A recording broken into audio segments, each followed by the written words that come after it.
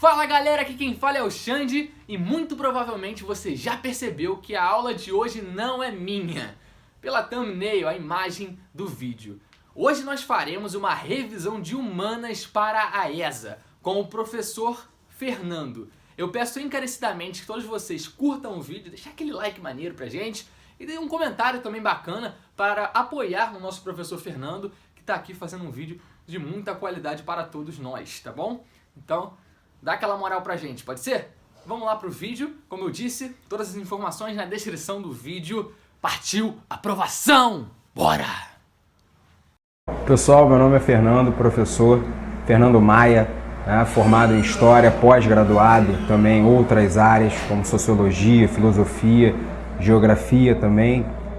Hoje eu estou aqui aproveitando o espaço do canal Super Exatas para iniciar então o Super Humanas, agradecendo o espaço que foi cedido, agradeço desde já também ao curso MS que está dando todo o suporte para a gente preparar essa videoaula, uma breve introdução, uma explicação, um resuminho básico dos principais assuntos, das principais questões que caem na prova da ESA, principalmente de História e de Geografia. Então, a partir das questões que já caíram nas últimas provas, preparei aqui uma linha do tempo básica para a gente poder entender mais um pouco como foi a nossa colonização.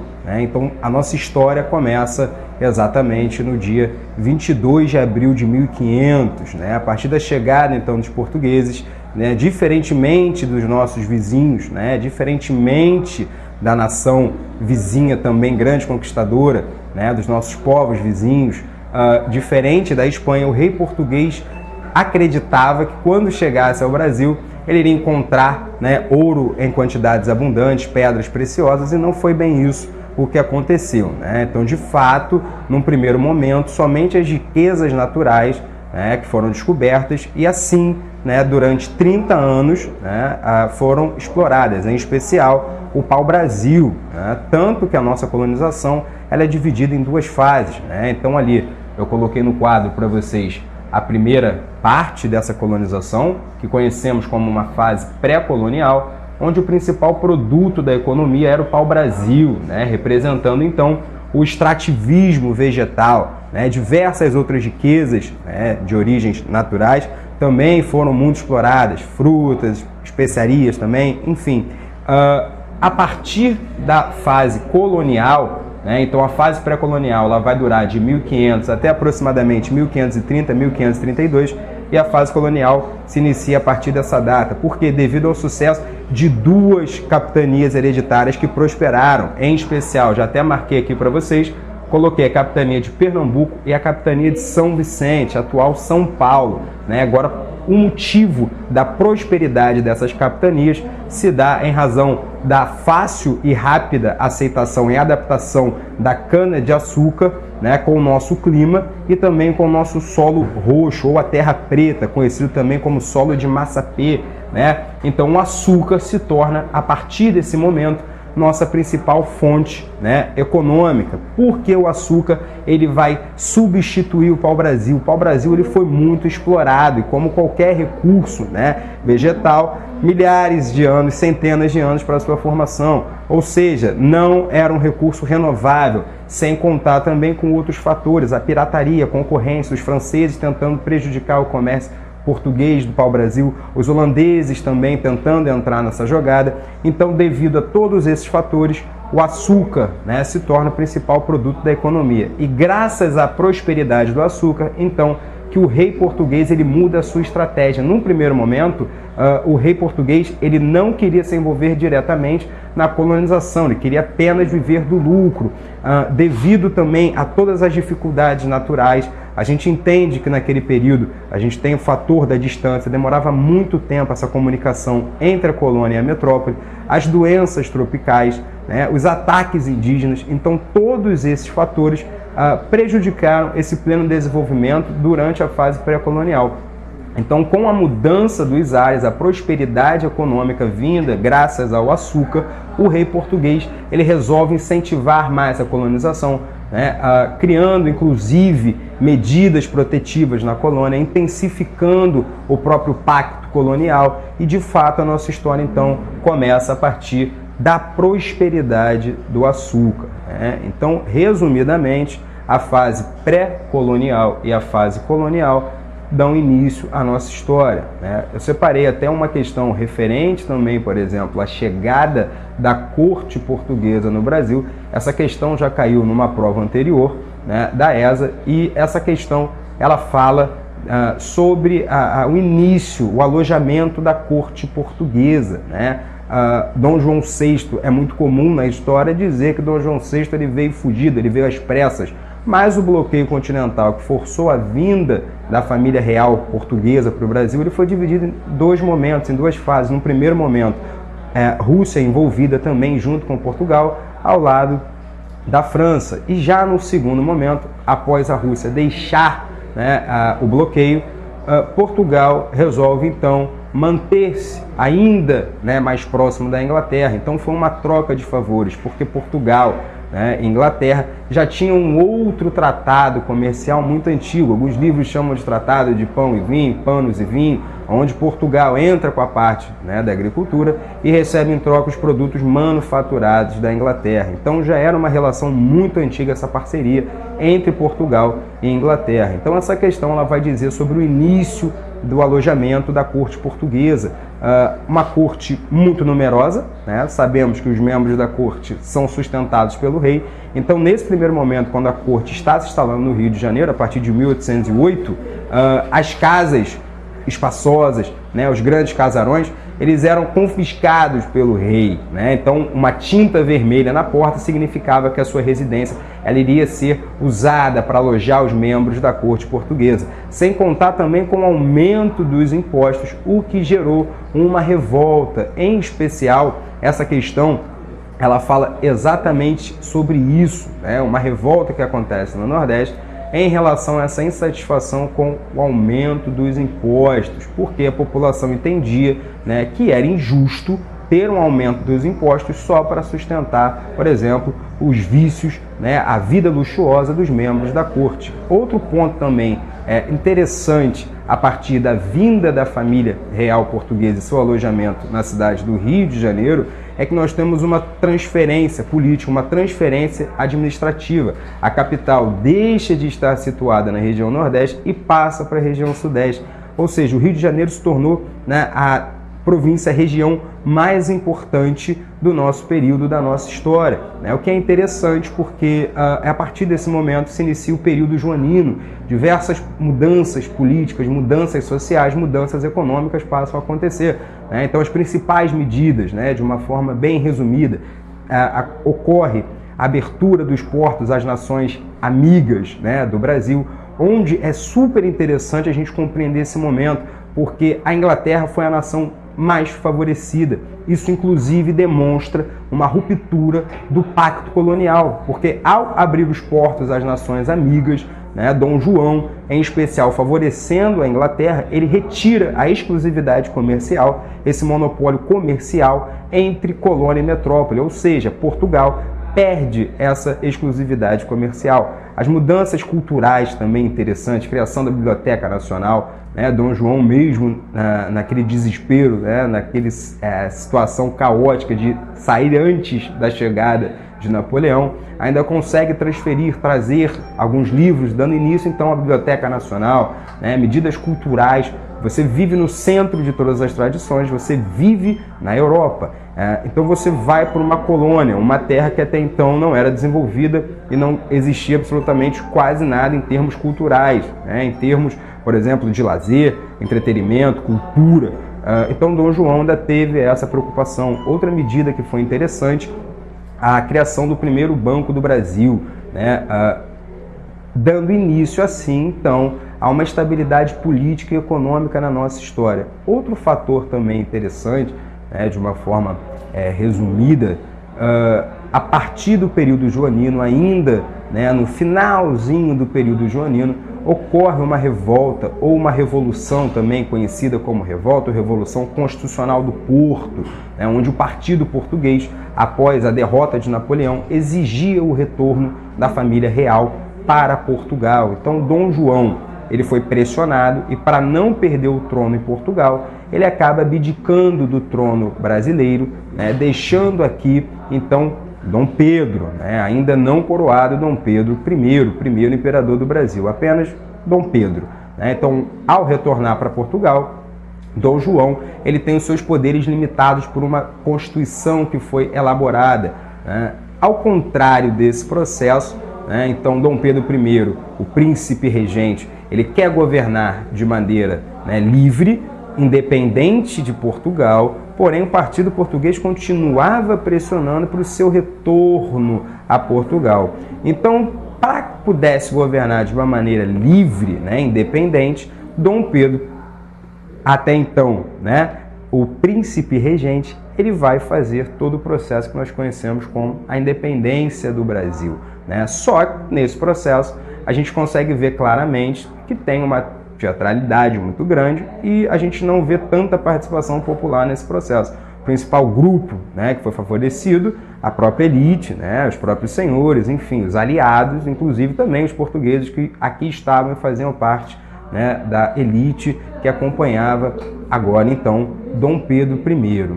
Alguns meses se passam a partir desse momento e uma Constituição é apresentada a Dom Pedro I em 1823. Só que essa Constituição seguiu o exemplo da Constituição portuguesa, que limitava os poderes do rei, né? Então, Dom Pedro I, ele não aceita essa Constituição, por isso temos o processo histórico conhecido como Constituição Ortográfica de 1824, né?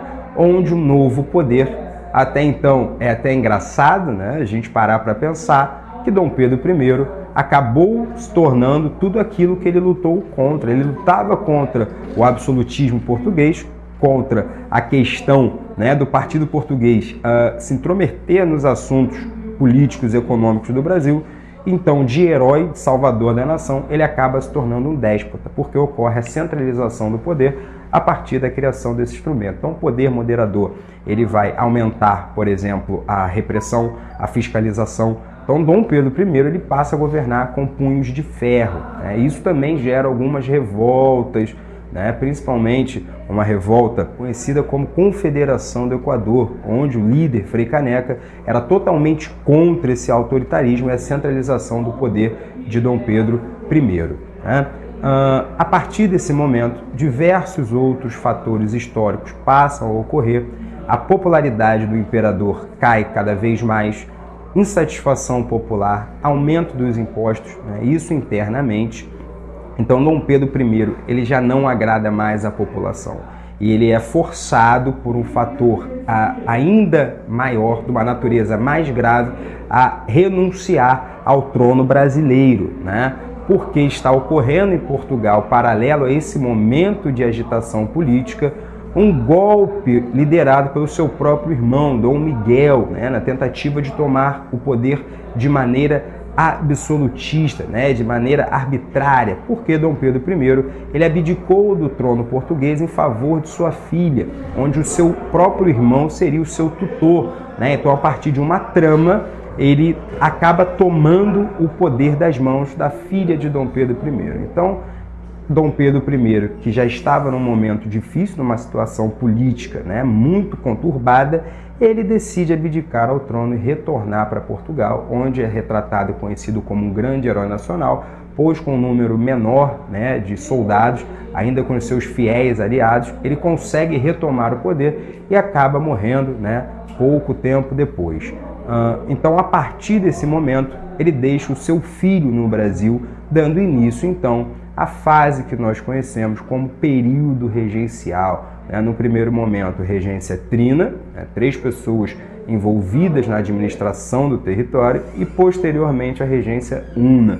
Então o período regencial foi o período de maior agitação política dentro da nossa história, porque a ausência da figura do imperador deixava o trono livre, né? Então diversos grupos em diversas outras regiões, principalmente algumas no norte e nordeste, então essas revoluções acabaram eclodindo por todo o território. Por isso que a nossa história ela tem uma reviravolta, né? Eu já coloquei aqui para vocês até algumas características, né, de todos esses processos. Então vamos aproveitar e recapitular e retomar alguns pontos. Então a família real portuguesa chega a partir de 1808, dando início ao período joanino.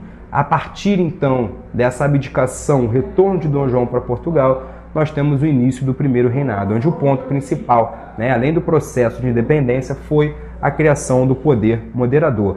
Então, já a partir também da abdicação do trono de Dom Pedro I, temos o início do segundo reinado, onde o marco principal foi o golpe da maioridade. Então, os políticos arquitetaram um plano de diminuir a maioridade para que Dom Pedro II pudesse assumir assim o poder. Outro marco principal, muito importante no segundo reinado, foi uma grande mudança econômica. A partir do segundo reinado, por exemplo, o café, em meados do segundo reinado, ele se torna a principal fonte da economia. Lembrando que o ouro ele é descoberto no interior da região, de Minas Gerais, porém, teve um período muito curto de exploração, apenas 2 séculos. É um recurso que não é renovável. Então, a intensa exploração, acabou resultando no esgotamento desse recurso tão precioso. Então, portanto, uma nova fonte de riqueza foi introduzida, o nosso ouro negro, ouro em pó negro, conhecido como café. Então o café se torna o principal produto da economia brasileira, e isso até meados da década de 30. Então a partir de metade do segundo reinado, meados do segundo reinado, até a década de 30, o café se torna o principal produto da nossa economia. Agora, por que o café ele se torna, o principal produto da economia até a década de 30? Lembrando que em 1929 a gente tem uma crise entre guerras. Então, já a partir da Primeira Guerra Mundial, logo após a crise de 29, logo após nós temos a Segunda Grande Guerra Mundial.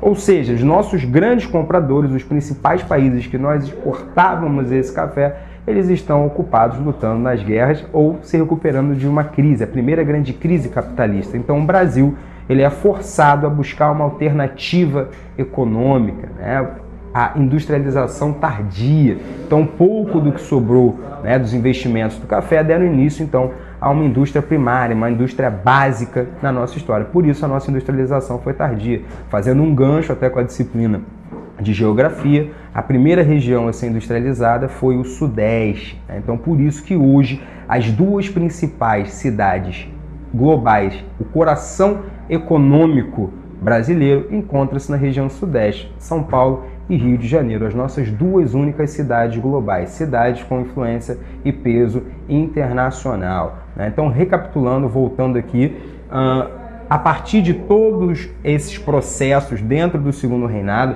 um momento também conturbado, porque nos deparamos com as questões ligadas à escravidão, todas as agitações, as leis abolicionistas. É interessante focar, conhecer algumas dessas leis abolicionistas, como, por exemplo, uma dúvida comum em relação à lei Eusébio de Queiroz. Essa lei ela não acabava, ela não proibia a escravidão, porém ela proibia o transporte dos cativos vindos pelo Atlântico, ou seja, internamente a escravidão ainda ocorria no Brasil. E o que é mais interessante é que você tem uma mescla cultural a partir dessa intensificação da escravidão interna no Brasil. Agora os negros de diversas outras regiões passam a se misturar, a compor com negros de outras regiões, intensificando ainda mais a cultura, a contribuição do negro para a nossa sociedade. Isso também tem um outro ponto. A partir dessa lei, nós temos um aumento do valor do preço do escravo. Outro ponto também, uma consequência dessa lei Eusébio de Queiroz, uma alternativa né, já que o custo do escravo estava muito alto. Também é uma velha preocupação da monarquia, já meados do segundo reinado. Dom Pedro II sempre teve um temor que o número de negros ultrapassasse o número de brancos, que a população branca fosse minoria. Então, a partir do segundo reinado, temos início a uma política de branqueamento social, onde a solução, né, encontrada foi as campanhas de introdução em massa dos imigrantes europeus, né? São pontos também interessantes. Então, a Lei Eusébio de Queiroz tem pontos positivos e negativos. Então, dentro dos pontos negativos, nós podemos destacar o aumento do preço dos escravos, né?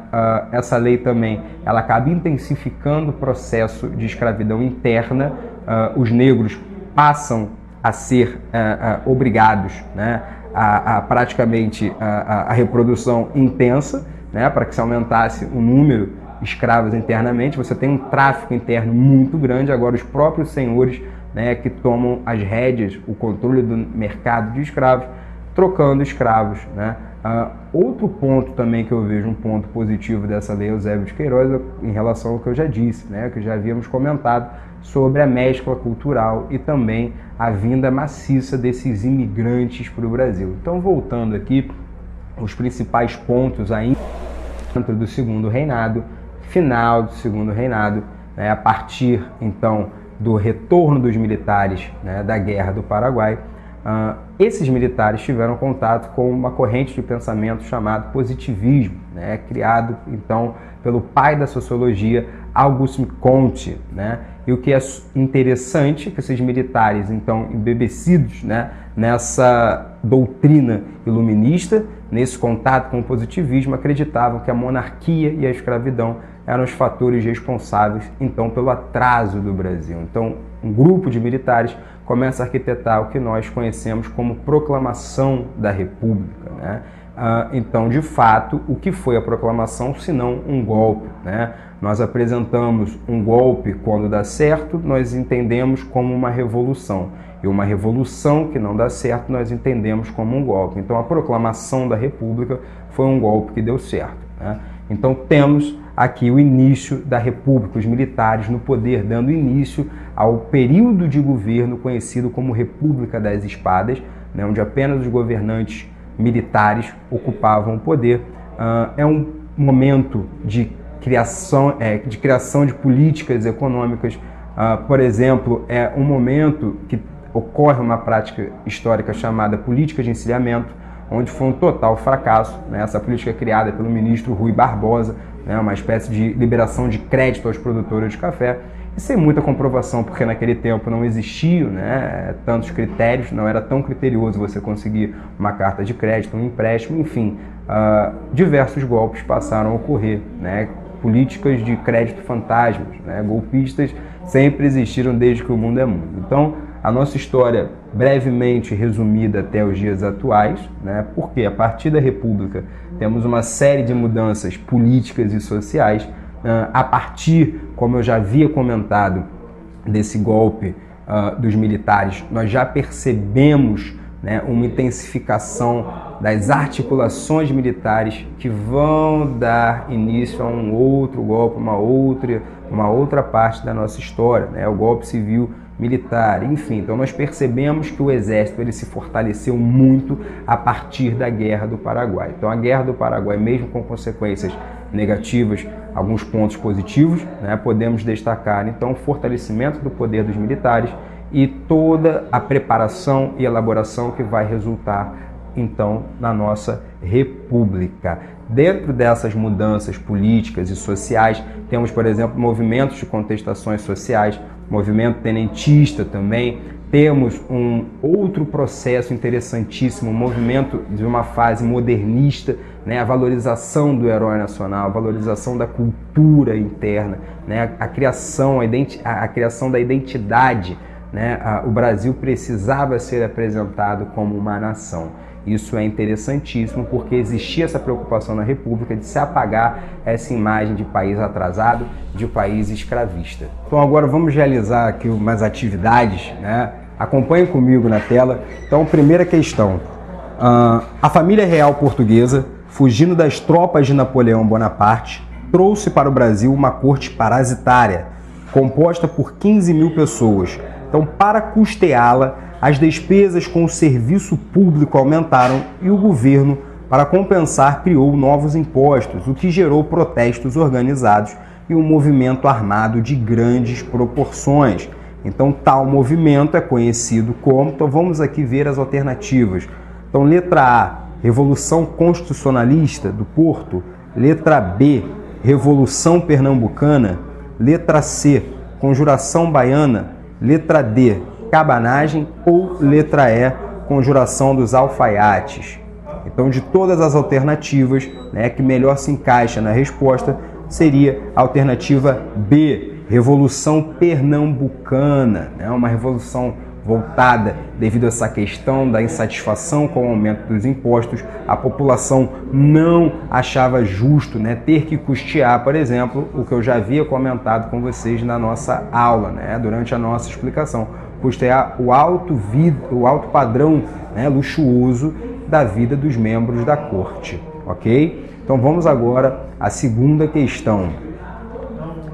Então vamos lá. Sobre a carta de doação e o foral, documentos do Brasil Colônia, assinale a afirmativa correta. Então vamos ver aqui. Letra A. A carta de doação estabelecia os direitos e deveres dos colonos. Letra B. O foral estabelecia os direitos e deveres dos donatários. Letra C. Pela carta de doação, o donatário poderia conceder sesmarias a colonos, portugueses ou não, que professassem a fé católica. Ou letra D.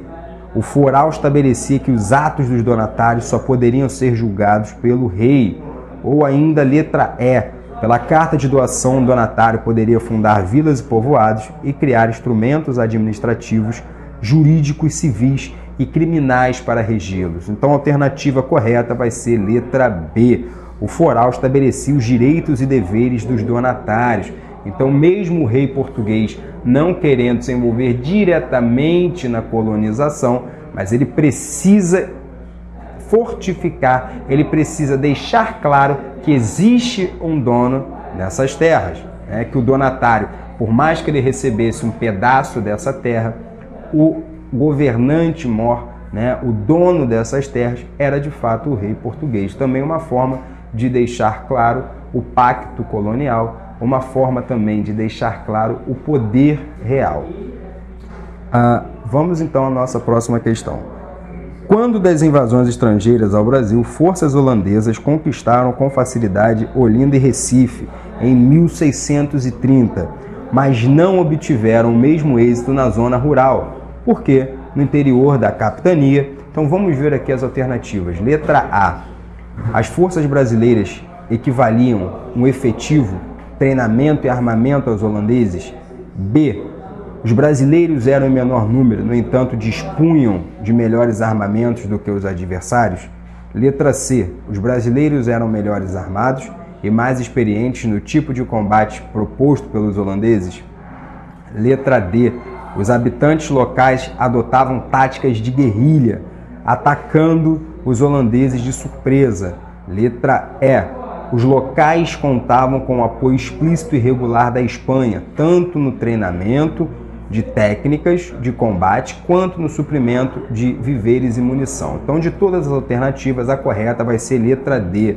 Os habitantes locais adotavam táticas de guerrilha, atacando os holandeses de surpresa. Então, quando a gente retrata os habitantes locais, vamos tentar entender quais eram os habitantes locais nesse período. Então, nesse momento, a maior parte desses habitantes locais, de fato, além dos nativos, né, alguns índios, grupos de negros, escravos, né, que conheciam muito bem o terreno. Então, por isso, esses ataques surpresas, né, surtiam grandes efeitos sobre os holandeses, que ainda não conheciam tão bem esse território em questão durante essas batalhas e conflitos e invasões. Vamos então à nossa próxima questão. A primeira medida tomada pelo regente Dom João ao chegar ao Brasil foi decretar a abertura dos portos brasileiros às nações amigas. Então, como já havíamos comentado, né, durante as nossas aulas, essa medida foi um processo que resultou no rompimento da exclusividade comercial entre a colônia, no caso Brasil, e a metrópole, no caso Portugal, né? Então, vamos ver todas as alternativas, né?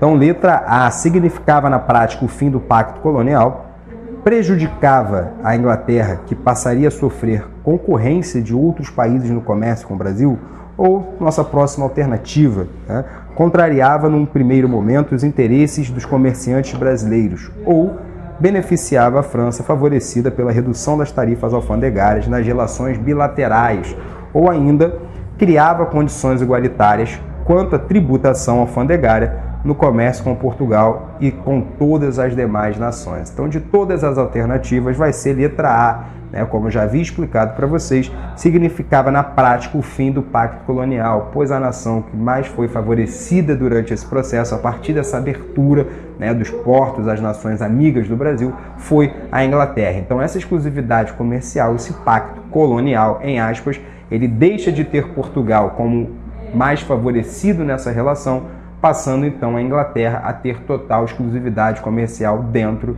do Brasil. Então, outra questão também interessante, né, que já caiu em provas anteriores, seria essa questão. O mapa a seguir, né, apresenta o contorno da América do Sul. Acompanhe o mapa comigo aqui na tela.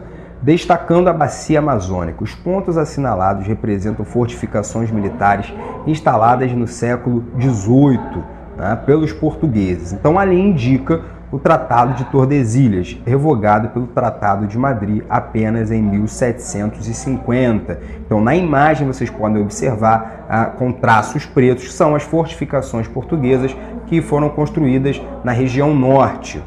Então, pode-se afirmar que a construção dos fortes pelos portugueses visava principalmente dominar. Então, vamos ver as alternativas.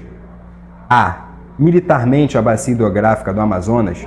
B. Economicamente as grandes rotas comerciais. C. As fronteiras entre nações indígenas. D. O escoamento da produção agrícola. Ou E.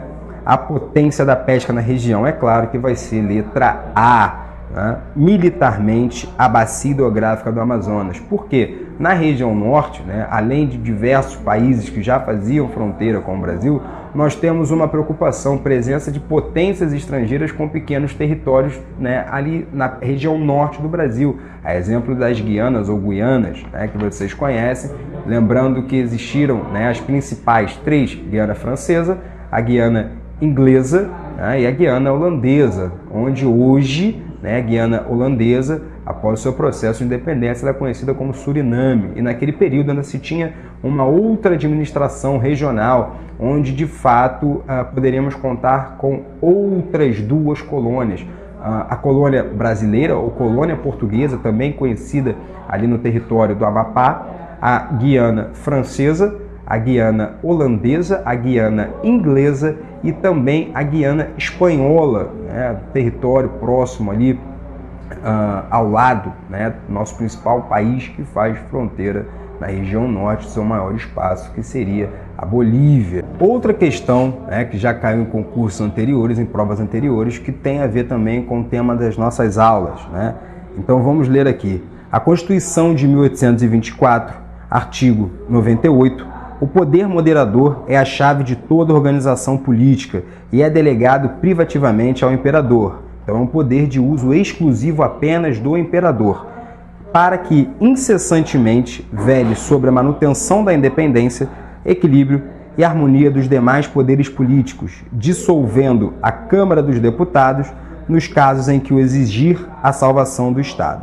Então, para Frei Caneca, né, o poder moderador da nova invenção maquiavélica é a chave mestra da opressão da nação brasileira e o garrote mais forte da liberdade dos povos. Por ele, o imperador pode dissolver a Câmara dos Deputados, que é representante do povo, ficando sempre no gozo de seus direitos. O Senado, que é o representante dos apaniguados do imperador. Então, para Frei Caneca, o poder moderador definido pela Constituição outorgada pelo imperador em 1824 era, letra A, adequado ao funcionamento de uma monarquia constitucional, pois os senadores eram escolhidos pelo imperador. Letra B, eficaz e responsável pela liberdade dos povos, porque garantia a representação da sociedade nas duas esferas do poder legislativo. Ou letra C, arbitrário, porque permitia ao imperador dissolver a Câmara dos Deputados, o poder representativo da sociedade. Ou letra D, neutro e fraco, especialmente nos momentos de crise, pois era incapaz de controlar os deputados representantes da nação. Então, de todas as alternativas, a correta vai ser letra C, arbitrário, porque permitia ao imperador dissolver a Câmara dos Deputados, o poder representativo da sociedade. De fato, o poder moderador, ele é um poder absolutista e centralizador. Agora, todos os poderes ficavam concentrados na mão do imperador, Dom Pedro I. E vamos falar um pouco de geografia, né? Então, como o conteúdo ele é muito vasto, né? Ele é muito amplo, nós vamos dar aqui uma diversificada a partir, de novo, né, dos principais pontos que já caíram nas provas anteriores da ESA. Então, logo, né, no quadro bem resumido, é preciso entender as características peculiares de cada região brasileira, lembrando que são 5 regiões ao todo, né? Sudeste, Centro-Oeste, Sul, Norte e Nordeste, né? Então, de uma forma bem ampla, para a gente poder entender melhor, eu coloquei ali algumas características. Então, o Sudeste é a região mais rica do Brasil. Agora, por que ela é a região mais rica? Porque ela foi pioneira no processo de industrialização, mesmo que tardio, foi a região, né, nossa primeira região a sofrer esse processo de industrialização, concentrando as 2 principais cidades e as 2 únicas cidades globais do Brasil, São Paulo e Rio de Janeiro, né? Coração econômico, São Paulo. Já a região Centro-Oeste, ela é o nosso grande centro administrativo, pois a nossa capital ela foi construída em Brasília. Então, Brasília, no papel, funcionaria de uma forma perfeita. Seria uma região no coração do território brasileiro, interligada por todas as outras regiões. Então, no papel, né, na teoria, tudo deveria ser mais rápido, pois tudo estaria conectado e controlado por Brasília. Mas hoje sabemos, né, que na prática não é assim que funciona. Toda a burocracia envolvendo, né, a questão da região Centro-Oeste, que tem também uma outra característica, né, o agronegócio, a agropecuária, né, a criação de soja também muito forte nessa região, pecuária de corte, o gado bovino. Já a nossa próxima região seria a região Sul, que tem uma característica, uma peculiaridade muito interessante, porque a colonização portuguesa na região Sul, ela foi minoria, né? Os portugueses foram minoria na região Sul. A região Sul, né, por ter as temperaturas mais baixas do Brasil, acabou atraindo diversos imigrantes europeus, muitos italianos, poloneses, né, os austríacos, russos, alemães, né? Então essa região ela tem uma característica muito interessante, é a segunda região mais rica, né, do Brasil e também é a mais tecnológica. Outra região que é muito interessante é a região Norte. É a nossa principal fornecedora de matérias-primas. Lembrando que a região Norte abriga a maior floresta equatorial do planeta, no caso, a floresta amazônica, né? Então é preciso a gente entender a questão climática, a questão geográfica da região Norte. Porque na região Norte nós temos a maior bacia hidrográfica do mundo, né? Composta pela bacia do rio Amazonas, né? Então, a maior bacia hidrográfica do mundo, a maior região produtora de petróleo do Brasil, a bacia do Amazonas, além de ser grande fornecedora de matérias-primas, né? E é a região onde mais existem conflitos envolvendo indígenas no Brasil, indígenas e madeireiras, né? Indígenas caçadores, indígenas e fazendeiros desmatam a floresta para a criação de gado e também o plantio de soja. Então as reservas florestais, né, as reservas demarcadas muitas vezes não são respeitadas. E também os próprios conflitos internos envolvendo etnias indígenas, né, pelo controle e domínio dos territórios na floresta. Outra região que é muito interessante a gente pensar é o Nordeste, porque o Nordeste é a região, né, conhecida por ser a grande fornecedora de mão de obra, né? Então o Nordeste fornece mão de obra para as demais regiões do Brasil, sempre foi uma grande referência, né? Inclusive São Paulo, localizado na região Sudeste, ela foi construída pelas mãos dos nordestinos. Então todo o trabalho, né, toda a estruturação dessa região, contribuição dos nordestinos, né? O Nordeste, quando falamos, né, é comum as pessoas acharem que o Nordeste inteiro ele vive na seca, ele vive na miséria. Muito pelo contrário, o Nordeste ele é dividido em duas partes. Então a parte mais rica e desenvolvida do Nordeste seria o litoral, né? Os grandes hotéis, os hotéis de frente para a praia, né? Os pontos turísticos, enfim. Então o litoral nordestino ele é muito rico, tanto que numa alta temporada no litoral do Nordeste, uma praia nordestina, né? Mais hospedagem e a passagem, às vezes fica mais caro você ir para essa região em alta temporada do que você comprar uma passagem para outro país, dependendo, né, da época do ano. Já o interior do Nordeste, aí sim, quanto mais adentramos ao interior do Nordeste, percebemos as dificuldades ligadas à seca, né? Uma vegetação rasteira, uma vegetação arbustiva, uma vegetação mais adaptada à falta de água e o clima seco. Então é legal, né, ter esse entendimento, ter essa percepção que o Nordeste ele é dividido em duas partes. O litoral rico, desenvolvido, empregos, indústrias. Então é comum uma migração. Diversas pessoas tentam a vida no litoral nordestino, saindo do interior. Quando não conseguem oportunidade, vão para demais regiões, né? Principalmente o Sudeste. E quando não encontram oportunidades internas, acabam buscando outros países. Bom, então vamos dar seguimento, continuidade à nossa aula, né? Aqui no caso, eu coloquei a posição privilegiada do Brasil. O Brasil ele está localizado na parte central da placa sul-americana. Além disso, né, nós somos favorecidos climaticamente. Nós temos uma terra muito fértil, não é à toa, né, que a agricultura ela é a principal atividade econômica do Brasil. Então, até hoje, o principal pilar da nossa economia é a agricultura. Então, urbanização, né? Devido a essa falta de planejamento, nossas regiões foram se desenvolvendo em processos históricos, momentos diferenciados, não se ocorreu uma preocupação, um planejamento, isso não foi uma preocupação da época. Então, por isso que temos diversos problemas urbanos, principalmente nos nossos grandes centros. Em especial, eu falo das dificuldades de se viver, né, na região sudeste, nas grandes cidades, Rio de Janeiro, São Paulo, enfim. Problemas ligados à infraestrutura, transporte, locomoção, saúde, saneamento. Então vamos dar seguimento, né, à nossa aula e realizar juntos aqui algumas questões. Então acompanhem comigo, né, acompanhem na tela as atividades. Então a primeira questão, então assinale a alternativa que apresenta as duas grandes rodovias previstas no projeto de integração nacional. Letra A, Transamazônica e Via Dutra. B, Cuiabá-Santarém BR-101. C, Cuiabá-Santarém e Transamazônica. Letra D, Transamazônica e BR-116. Ou letra E, BR-101 e BR-040. Bom, de todas as alternativas, a resposta correta é letra C, rodovias Cuiabá, Santarém e Transamazônica. Porque esse projeto PIN, esse projeto de integração nacional, ele foi realizado ainda no governo do general Médici. Então mostra uma preocupação dos militares em relação à região norte e também uma forma de melhorar a comunicação, melhorar o transporte, o escoamento de produtos daquela região, já que, como lembrei anteriormente, é a principal fornecedora de matérias-primas, seja de origem vegetal, mineral, animal, né? Então, essa região precisava de uma atenção maior, de rodovias melhores. Então vamos à segunda questão.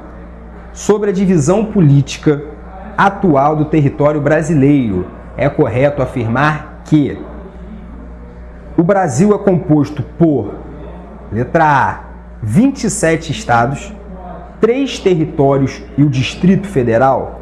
Letra B, 27 estados e o Distrito Federal.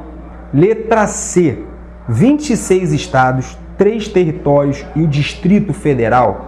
Ou letra D, 26 estados e o Distrito Federal. Ou letra E, 26 estados, 2 territórios e o Distrito Federal. É claro que vai ser letra D, 26 estados e o Distrito Federal. Então é interessante né, nessa composição geográfica do Brasil, a gente entender a administração política, a gente entender essa divisão geográfica, essa divisão regional, essa divisão política, as características de cada região, os pontos principais de cada região, lembrando que o foco principal dessas questões ligadas à geografia, sempre região norte, nordeste e sudeste. As outras regiões, é claro, que podem vir a cair, porém, de todas as provas, de todos os montantes das questões que nós analisamos, região norte, nordeste e sudeste. Então, vamos à nossa próxima questão. Então, o Brasil apresenta estações intermodais que tornam as transferências de cargas mais eficientes e menos custosas. As estações intermodais se referem, então vamos ver aqui as alternativas. Letra A, trens de alta velocidade que são especializados no transporte de mercadorias de alto valor agregado, ou letra B, transportes que transferem as mercadorias apenas de um país para outro. Letra C, mercadorias estocadas de diversos modos, evitando a sua deteriorização e o seu desperdício, ou letra D, transferência de mercadorias entre modos de transportes distintos, ou letra E, formas de manuseio de cargas frágeis que possuem alto valor agregado. Então a resposta correta vai ser a alternativa D, transferências de mercadorias entre modos de transportes distintos. Lembrando que os principais modais, o modal rodoviário, modal aéreo, modal hidroviário e o modal ferroviário. De todos esses modais, o mais tradicional e o mais utilizado é o modal rodoviário, ou seja, veículos, caminhões, para o transporte de cargas, que tem um alto valor de consumo de combustível, agredindo mais o planeta, um dos meios de transporte mais poluentes. Lembrando que os principais modais são os modais rodoviários, modais hidroviários, modais ferroviários e o modal aéreo. Então vamos tentar entender esses tipos de meios de transporte. O modal ferroviário foi muito pouco explorado e muito pouco utilizado no Brasil, a exemplo de países estrangeiros, por exemplo, como Estados Unidos e Europa, que tem ligações por todo o território de linhas férreas. O Brasil não soube explorar muito bem essa opção. É uma opção que tem custos baixos e você ganha tempo no transporte das mercadorias. O meio de transporte mais comum seria o transporte rodoviário, porém ele tem elevados níveis de consumo de combustíveis, tornando, então, além de muito caro, muito agressivo ao meio ambiente, além das complicações, resultando em filas gigantescas de engarrafamento. O transporte hidroviário, ele é uma opção mais rentável, porém ele tem um prazo maior, ele leva mais tempo para se levar uma carga de uma determinada região para outra ou de um país para outro. Porém, seus custos são mais baixos e ele é o menos agressivo ao meio ambiente. Agora, de todos esses transportes, o transporte aéreo ele é mais utilizado para os voos comerciais, para o transporte de pessoas e não para o transporte de carga, até porque ficaria muito caro você fretar um avião para levar uma determinada carga só em casos extremos, onde não tem jeito, onde você não tem nenhum acesso para você tentar ganhar tempo. Dependendo da situação, você pode até fretar um avião, porém isso tem um custo muito elevado, e também por uma questão física. O avião ele tem toda uma distribuição de peso calculada, tanto que temos limite de bagagem, limite de pessoa, enfim, tem toda uma distribuição devido à aerodinâmica da aeronave. Então ficaria muito caro esse tipo de transporte. Então vamos à nossa próxima questão. Nas áreas muito úmidas da Amazônia, típicas de clima equatorial, os solos são lavados e têm seus minerais e nutrientes escoados pela água das chuvas, causando o empobrecimento do solo em curto prazo. A este processo de degradação do solo denominamos, então, letra A, laterização, B, lixiviação, C, desertificação, D, antropização ou E, ravineamento do solo. Então, de todas as alternativas, vai ser letra B, lixiviação. Então, você imagina, no solo da floresta, aquelas árvores centenárias, árvores largas, a quantidade de detritos que acabam caindo devido a fortes chuvas, as cheias do rio, ventanias, então todos esses resíduos são transportados, carregados. Imagina o peso, imagina a força, né, da natureza levando troncos pesadíssimos. Então o solo ele acaba sofrendo o processo de lixiviação, né?